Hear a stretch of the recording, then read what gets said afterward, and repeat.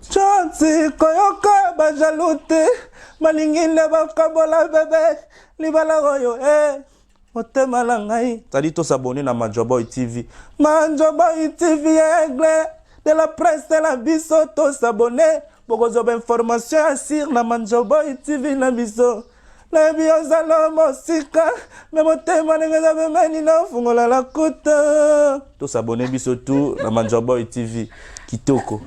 Est-ce que na kobika soki na moni yote? Est-ce que na kobika soki na moni yote? Richard Lukombo nene diampwana yola kanga bolinga bushola e mai yo comme salanga net sala Manjoboy. Donc mokili mobimba bana monde entier partout place bozali oyo artiste nos Champs-Élysées kanda Alain de Félix Wazé quoi qui tira pays. Donc lelo atona kata Manjoboy TV na osenga bino bo s'abonner bo mbiota la kaba image kitoko bo s'abonner bo bakisa les sous ko s'abonner les sous pour bo comprendre l'actualité ba masolo ya bien ba artiste belé les sous ba le kaka awa bo yoka bo tala bo comprendre actualité lelo ni makambo kende. Donc on a changé de na sengi bino bo s'abonner bo bakisa les sous ko s'abonner Manjoboy TV toujours ma casse.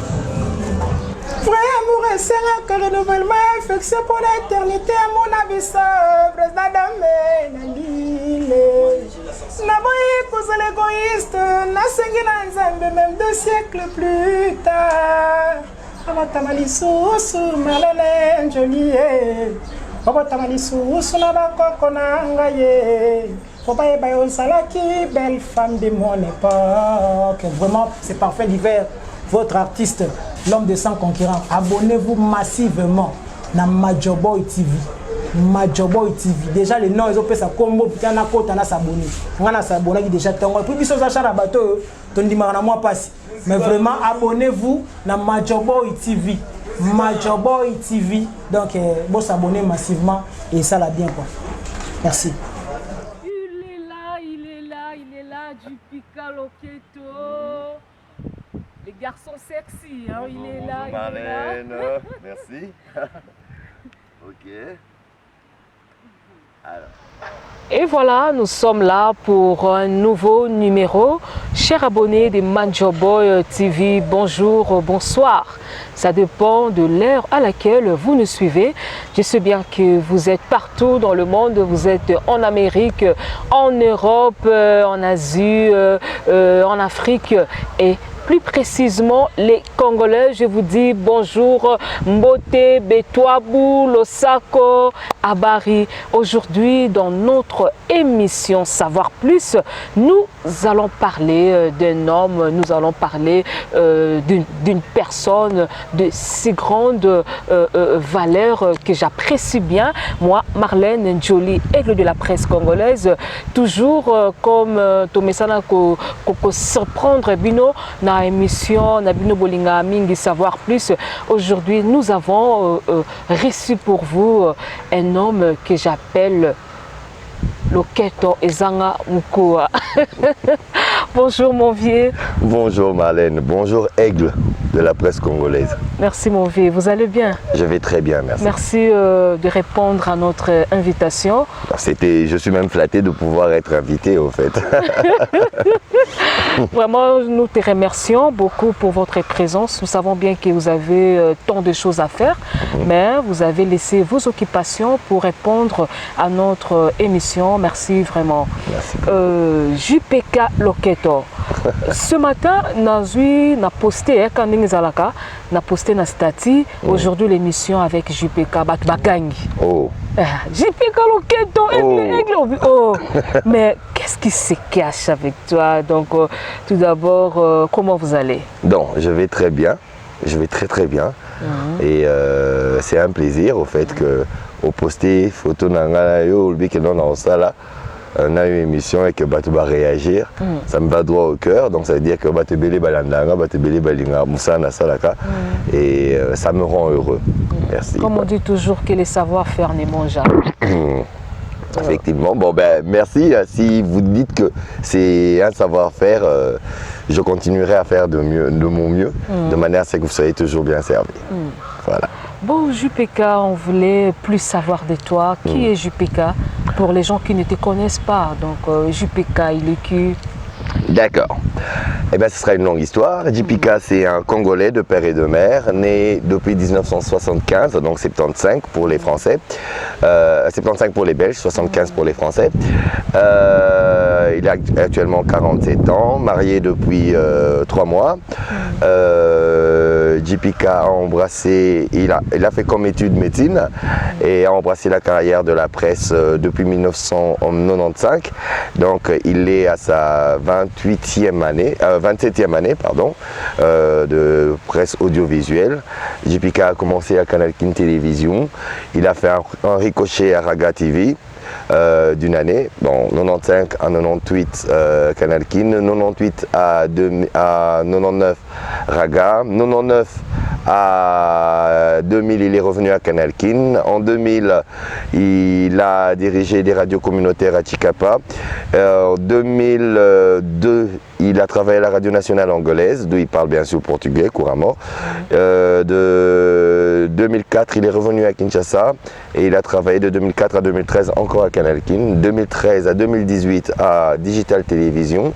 De 2018 à nos jours il est à B1 Télévision. Waouh, bravo, voilà. Hein, bravo là vraiment, beaucoup de flair. JPK, vous venez de dire que vous avez fait la médecine. Ouais. Et qu'est-ce qui vous a poussé à faire le journalisme? D'accord, tout petit déjà, mon souhait c'était le grand écran. Donc quand j'ai décroché mon diplôme, édition 93-94 ou 93-94, mon père m'a demandé ce que je voulais faire à l'université. Moi je lui ai parlé du cinéma. Moi je voulais faire, j'aime beaucoup le cinéma. Je vais faire le cinéma et mon père a pété un câble. Il s'est fâché carrément, il a dit non, pas question. Il a choisi pour moi, soit tu fais le droit, soit tu fais la médecine. Alors je me suis dit que si je faisais la médecine, elle allait m'envoyer au campus, à l'Unikin, alors que j'ai détesté le campus à l'époque. Et je me suis dit que je choisisse le droit et qu'il m'envoie aux facultés protestantes. À l'époque, aujourd'hui UPC. Et il a accepté, il m'a envoyé aux facultés protestantes. Et simultanément, naquit bien sûr les chaînes privées, parce qu'avant il n'y avait que l'OZRT qui est devenue la RTNC. Et comme les chaînes privées ont commencé à naître, je suis natif de Pigeon. Et c'est à Pigeon que les chaînes privées ont vu le jour. En commençant d'abord par TKM, qui était la première chaîne privée. Après TKM, nous avons eu Antenne A. Après Antenne A, nous avons eu Canal Kin. Et après, il y a eu Raga. Et c'est pendant ces années-là que ces chaînes étaient en train de naître. Et sur place, dans les chaînes privées, ils n'avaient pas besoin nécessairement des étudiants ou bien des journalistes déjà formés. Parce qu'il y avait des journalistes pour certains services, là, parce qu'il n'y avait que plus de l'animation et les clips et les films. Alors pour l'animation, ils avaient besoin d'animateurs culturels. Mais ils ne se tournaient pas vers l'INA, bizarrement. Je ne dis pas que en fait, c'était leur vision. Ils allaient vers les jeunes qui avaient la tchat, donc qui avaient déjà un bon français et qui savaient s'exprimer en français, qui savaient attirer, et j'ai appris sur le tas. Alors c'est comme ça que j'ai intégré Canal Kin à l'époque. C'était avec l'émission Atmosphère, une émission de variété étrangère. Et simultanément, j'allais déjà j'étais d'abord faculté protestante, j'ai passé mon test. Et le jour où je devais commencer les cours, c'est mon frère qui était déjà à l'Unikin, qui faisait médecine, qui est revenu pour dire que non. À l'époque, ce sont les humanités prolongées, les diplômes ne seraient pas reconnus. Il a convaincu papa de m'envoyer au campus et de faire la médecine. C'est comme ça que je suis monté au campus pour faire la médecine. Mais simultanément, j'étais au campus du lundi au vendredi, et le vendredi après-midi, je descendais pour faire tourner mon émission. Wow. Et quand papa a découvert cela, il s'est énervé. Moi, je lui ai dit, écoute papa, si je suis en train de faire médecine, on a signé un contrat. J'ai dit, si je fais médecine... Là, tu le faisais en cachette, donc... En cachette, ouais, mais on ne peut pas dire que c'est en cachette parce que ça passait à la télévision. Et lui, comment il a découvert? Parce que ses amis ont voyé, oh mais c'est le fils de Don King. C'est comme ça qu'on l'appelle, c'est le fils de Don King. Ils ont dit, mais tu as ton fils, il passe à la télévision, il présente bien, il parle bien. Parce que c'est mon frère qui avait commencé et moi j'ai remplacé mon frère. Parce qu'il a dit à mon frère, non, non, tu arrêtes avec ça, tu passes tu te consacres sur tes études. Et la même émission que mon frère présentait, c'est celle que le producteur, qui est Steve Condé, que je salue, c'est lui qui m'a emmené à la télévision, Steve Condé, le chef du village, c'est comme ça qu'on l'appelle. Il m'a demandé si je pouvais le faire. Moi, je dis bien sûr. J'ai remplacé mon frère, et les mêmes amis de mon père qui avaient reconnu mon frère à la télévision m'ont reconnu et ont encore dit à mon frère, à mon père, que il y a ton deuxième fils qui passe et qui présente aussi bien les émissions. Il nous tarissait des loges, mais lui, ça l'énervait. Il est rentré, bon, mon frère, il était conciliant, il a accepté, il a arrêté, il a continué en faisant rien que la médecine. Mais moi en fait, je suis un têtu de naissance. Déjà, j'ai pas tenu tête à mon père, mais je lui ai dit clairement que, écoute, ce que je fais à l'université, c'est ce que toi tu as choisi pour moi. Et ce que je fais à la télévision, c'est ce que moi j'ai envie de faire. Tu me laisses continuer à faire. Si j'échoue, parce que c'est ma première année à l'université, si j'échoue, là j'arrête la télé et je continue. Mais si je réussis, tu me laisses continuer les deux, parce que je fais et ce que toi tu veux et ce que moi je veux. Et elle a dit, bon d'accord, on signe un contrat. On a signé un contrat avec mon père. Avec papa? Avec papa, oui. Et c'est comme ça qu'il m'a laissé et je suis passé en deuxième graduat, biomédical. Et là, quand je l'avais rapporté ces bons résultats, il m'a laissé continuer, c'est comme ça que j'ai continué. Voilà. Et simultanément, de 94 à nos jours, en 97, il est parti. J'ai continué jusqu'à arriver en première doc et j'ai arrêté. Pourquoi? Parce que allier les deux, et c'était le seul support financier que nous avions. Et je ne pouvais pas continuer en fait. Je me suis consacré carrément à ma profession qui était... à cette activité qui s'est avérée devenir ma profession. Voilà. Et quand vous avez arrêté avec l'Inicule, la réaction de papa, c'était quoi? Parce que vous avez signé un contrat. Non, non, j'ai arrêté quand il est décédé, en fait. Quand il est décédé. Quand il est décédé, personne, merci. C'est quand j'ai arrêté et j'ai continué. Voilà. Vraiment. Maintenant, on veut parler de votre, qu'est-ce que je peux dire, votre émission, parce que souvent, dans vos émissions, on sait bien que vous dansez. Où est-ce que vous avez tiré vraiment cette idée-là? Bon, d'abord, premièrement, je voudrais essayer de corriger, ajouter un petit bémol. Ce n'est pas la seule émission, mais c'est l'émission qui a fait que je puisse être le plus connu. Pourquoi? Parce que j'en ai conçu plusieurs. Qui ont fait aussi Longchamp. Est-ce que vous avez vu ça quelque part, un journaliste ou un animateur en train de danser? Non, non, non. En fait, sur l'espace audiovisuel de la République démocratique du Congo, je suis ailleurs, je dis bien. Ailleurs, oui. Ailleurs, et puis c'était pas ça. Ailleurs, c'est que moi j'ai vu, c'était sur MTV à l'époque, et nous sommes en 2004. Sur MTV, j'étais régisseur d'antenne et je cherchais... je faisais l'antenne soir, l'antenne nuit même, parce qu'on travaillait 24 heures sur 24, jusqu'à ce jour d'ailleurs, à Canal Kin. Et je zappais sur le décodeur, sur MTV, je suis tombé sur une émission. C'était pas une émission, c'était un concours. Et le présentateur du concours en question, c'était un danseur lui-même. En fait, il fait un concours et il mettait en compétition 10 candidats. Et il donnait des pas de danse. Celui qui maîtrisait les pas de danse et il devait danser en chorégraphie. Celui qui se perdait était éliminé et le gagnant, le seul qui maîtrisait toute la chorégraphie, gagnait bien sûr une somme quelconque. C'était 10 000 $ à l'époque. Et moi, je me suis dit comment est-ce que je pouvais adapter ce concept et le tropicaliser par rapport bien sûr à Kinshasa, par rapport à la RDC. Et c'était à l'époque où on nous a demandé de créer des émissions. Et à moi particulièrement une émission musicale. Alors en scrutant l'horizon, j'ai fait une étude du milieu. J'ai remarqué que toutes les émissions musicales se ressemblaient. Ce n'était que des talk shows et qu'il n'y avait pas de show télévisé. Ça c'était un show télévisé, mais comment est-ce que je devais l'adapter? J'ai commencé par moi-même reconnaissant certains talents de danseur, tout petit déjà. L'émission a commencé. À l'époque, elle s'intitulait Kin Weekend. Je dansais avec les clips et les téléspectateurs. Donc il y avait un numéro, on demandait aux téléspectateurs d'appeler et on faisait une sélection des clips, des clips génériques comme on appelle dans le jargon musical congolais ici, de notre choix qui faisait le buzz et on voulait qu'on commence par danser, à danser par quoi? On voulait qu'on danse du Koffi Olomide, on veut qu'on danse du Wazekwa, on veut qu'on danse du JB, on veut qu'on danse ceci et on balançait le clip et j'ai dansé avec le clip en me mixant et du jour au lendemain ça parut d'abord très bizarre, très bizarre, et ça a été très critiqué. Et du jour au lendemain, il y a eu les musiciens maintenant qui sont venus vers moi pour dire que non, au lieu que de mettre nos clips, on voudrait bien que vous puissiez venir. Nous puissions venir sur le plateau. Moi, il n'y a pas de problème, vous pouvez venir, mais envoyez que les danseurs. Parce que vous, les musiciens, vous savez certes danser, mais vous passez déjà à la télé, vous passez déjà dans les clips. Et sur les concerts, c'est vous qui chantez, c'est vous qu'on voit. Mais les danseurs ne sont là que pour, comme si c'était des ornements, alors que ils contribuent en beaucoup à la promotion non seulement de l'album et aussi de la chanson et aussi à la vente. Alors il faudrait aussi que je puisse les mettre en exergue. C'est de là que j'ai commencé à faire maintenant la promotion de la danse. D'abord de la chanson, de la danse et du danseur à travers ce programme. Donc c'est un programme conçu uniquement pour les danseurs et par un journaliste qui est devenu danseur aussi par la suite. Parlons de ça parce que vous avez parlé de critique.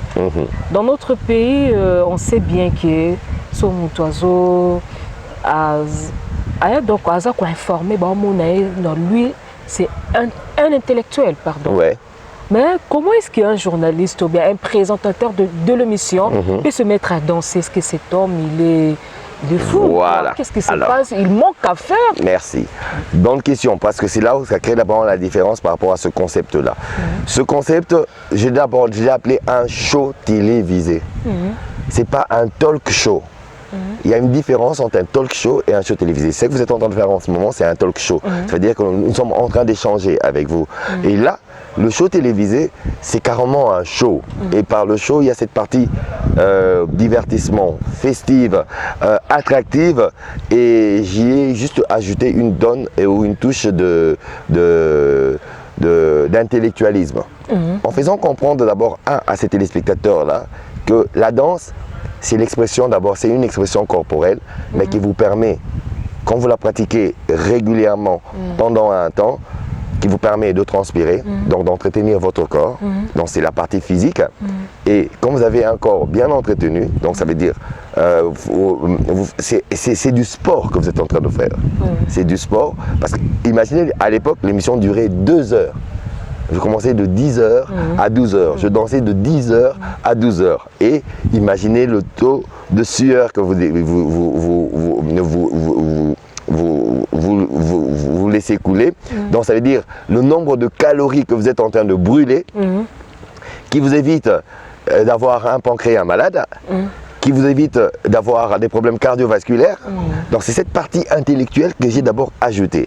Et à cela, à l'époque, on trouvait que tout celui qui dansait, c'était un gars de la basse classe, un gars qui n'avait pas d'éducation, un gars qui n'avait rien à transmettre. Parce qu'il y a des gens qui critiquent. Mais journaliste, voilà. Mais maintenant, le fait de voir quelqu'un qui te parle, un Français châtié, permettez-moi de vous le dire, parce que je le sais, on me l'a dit par tout le monde, un Français châtié, donc ça veut dire il est passé par le banc de l'école, il connaît sa matière, et en plus de ça, il sait traduire la gaieté et la bonne humeur, et en plus la bonne santé. C'est cette donne que j'ai essayé de rajouter et qui a perturbé au fait le mind ou bien le mental des téléspectateurs et de ceux qui critiquaient. Ceux qui critiquaient jadis sont devenus des fans et ont commencé à suivre. Et en plus aussi, nous savons que nous, le Congolais, nous aimons la fête. Et nous avons cette joie de vivre. Et chaque week-end, nous avons une fête. Et par rapport à cette fête, nous dansons congolais d'abord. Avant de danser américain, européen, nous dansons d'abord congolais. Mais dans les clips, les pas n'étaient pas bien montrés. C'était séquence. Mais dans l'émission, beaucoup ont appris des pas de danse de nos génériques à travers l'émission. Et c'est ce qui a fait que ça puisse donner cette attraction et permettre à cette émission qui continue jusqu'aujourd'hui de totaliser cette année 18 ans. J'aurais dû arrêter depuis. Quand j'ai totalisé 5 ans, bon, je vais arrêter. Le public dit non, arrête pas, continue. 10 ans, non. 15 ans, bah, aujourd'hui 18 ans, on me demande toujours de continuer. Donc voilà quoi. Parce qu'ils ont compris qu'avec Jules Pika, c'est la gaieté, l'ambiance, Voilà. donc Voilà, c'est ça. zéro stress. Hein? Zéro stress. Abonnez-vous massivement, continuez de liker le vidéo et pourquoi pas de le partager. Jules Pika, Oui. tu peux nous dire un peu ton secret là-dedans, c'est quoi au juste? Bon. Parce qu'on dirait Mikou Ezat, on dirait Mikou Ezat. Hein? D'accord.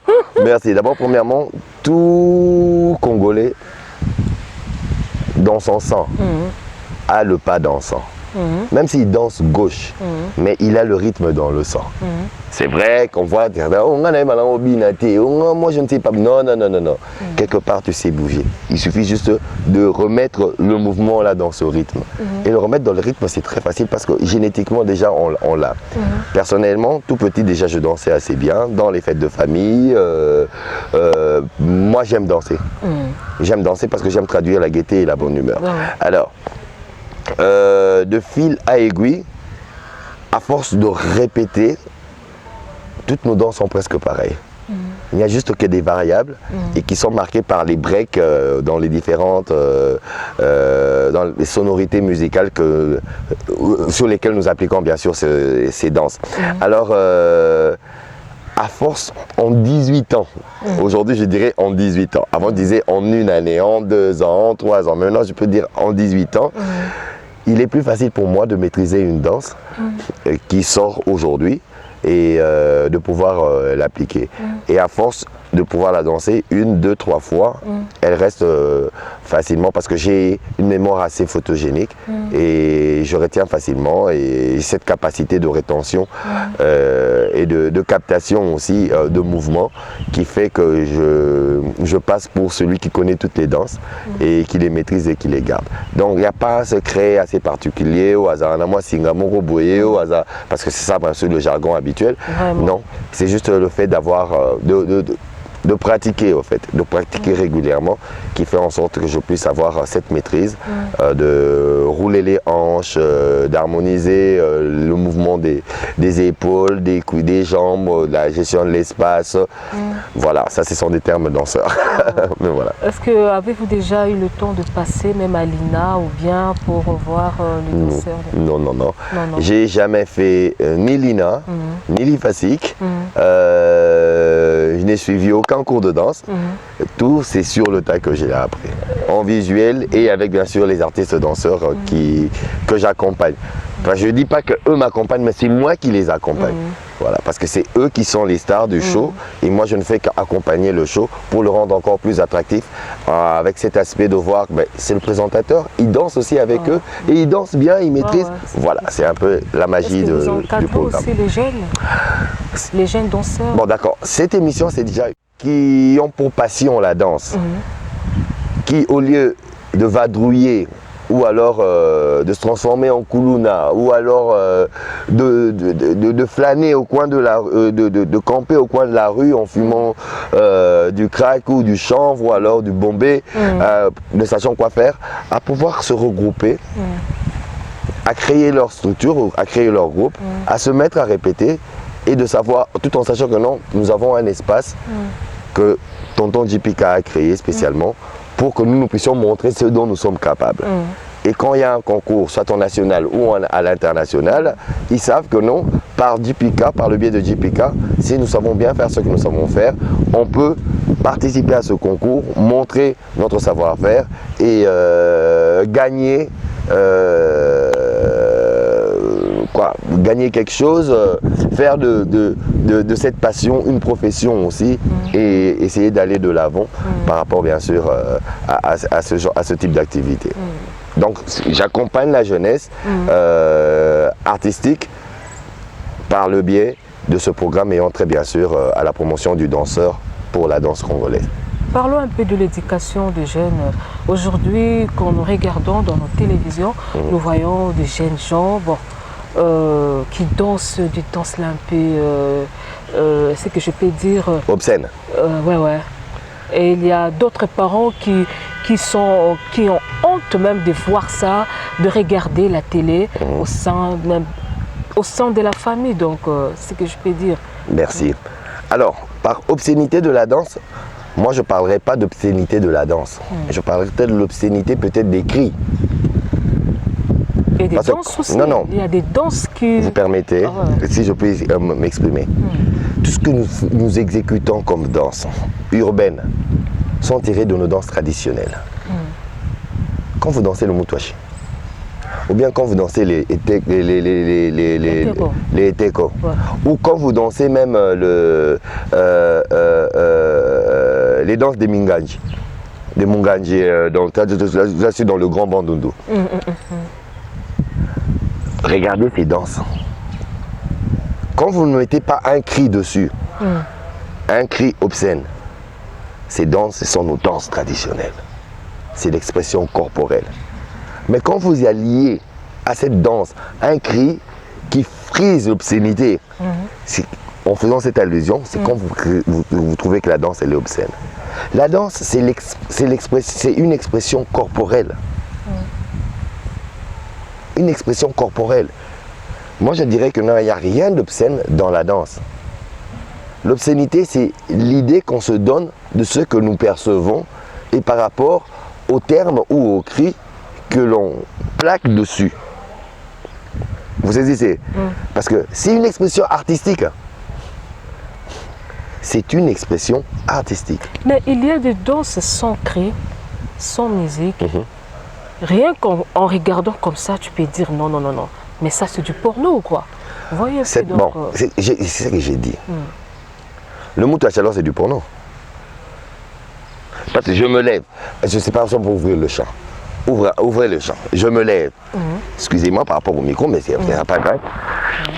Je vais rouler mes hanches. Là, je fais ça. Est-ce que c'est sur le lit? Pendant que vous faites l'amour, c'est quoi le mouvement? Ou alors les técos? Ça, c'est l'ambiance de JP. Kitty.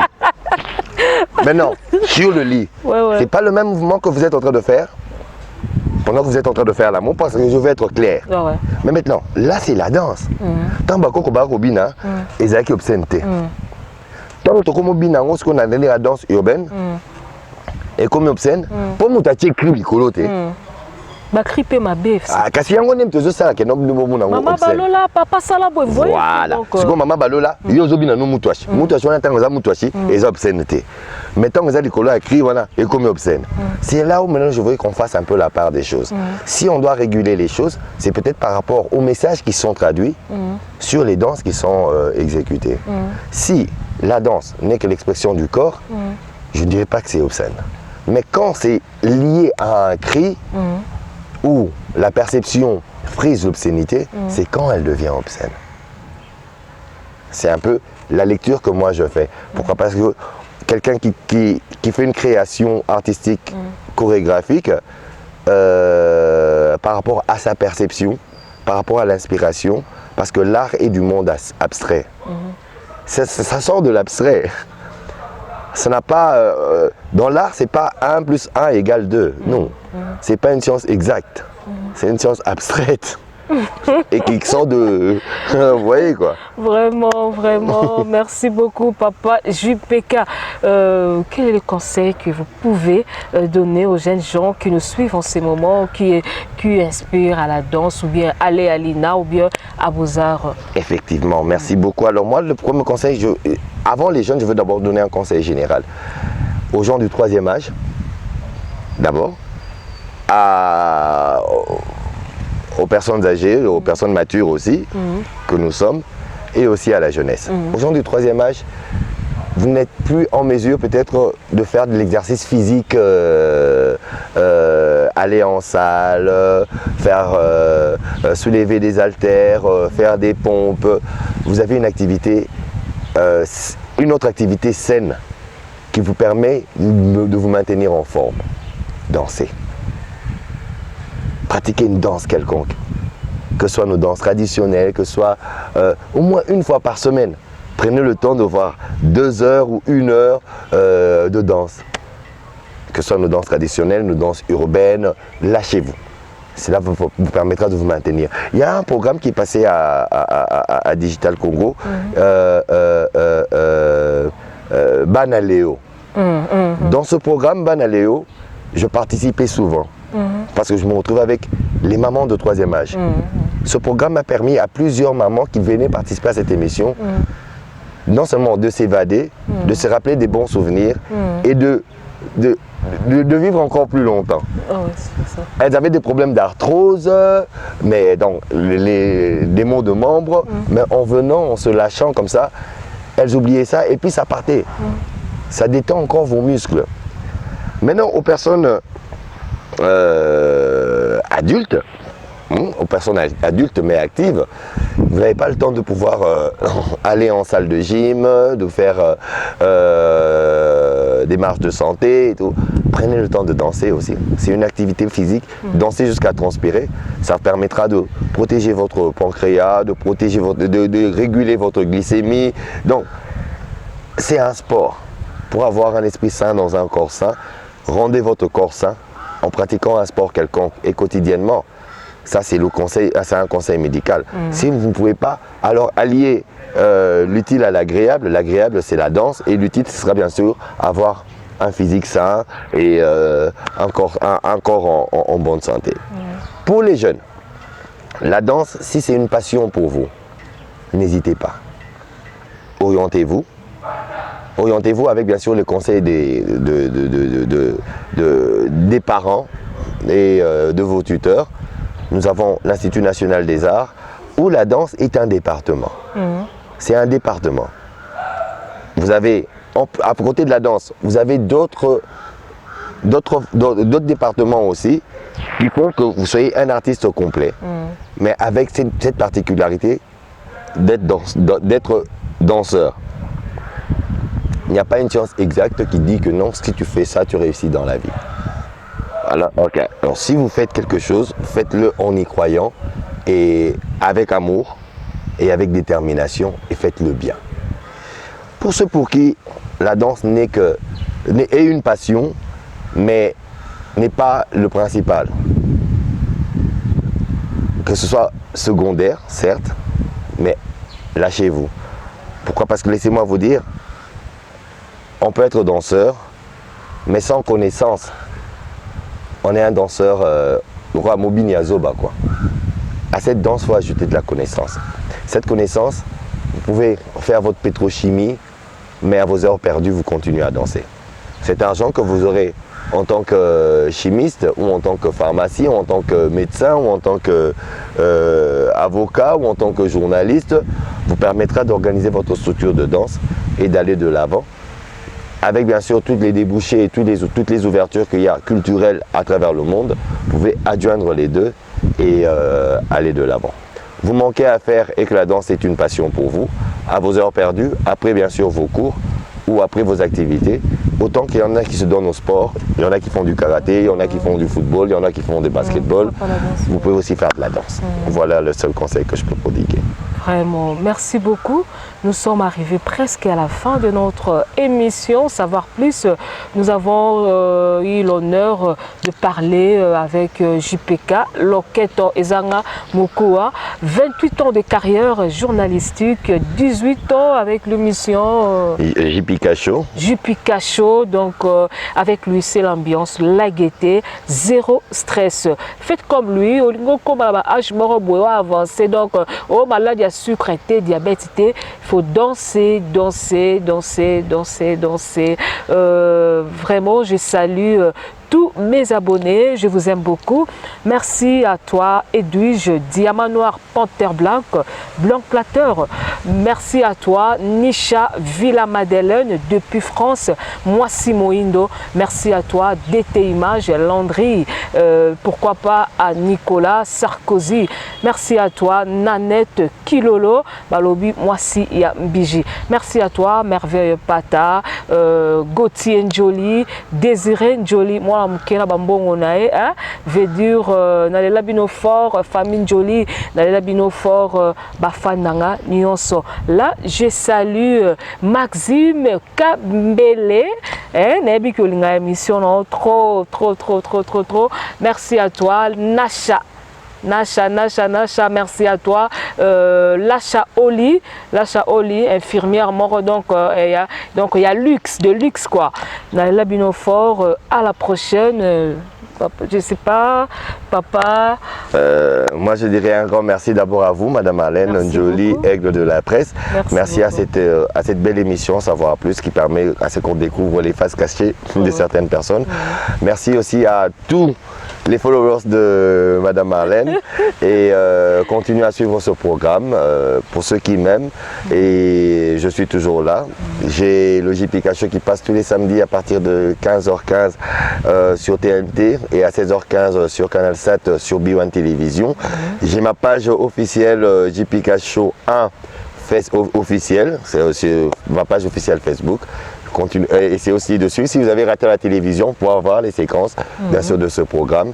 Et merci d'aimer la danse, merci d'aimer JPK, le garçon sexy, je vous dis merci.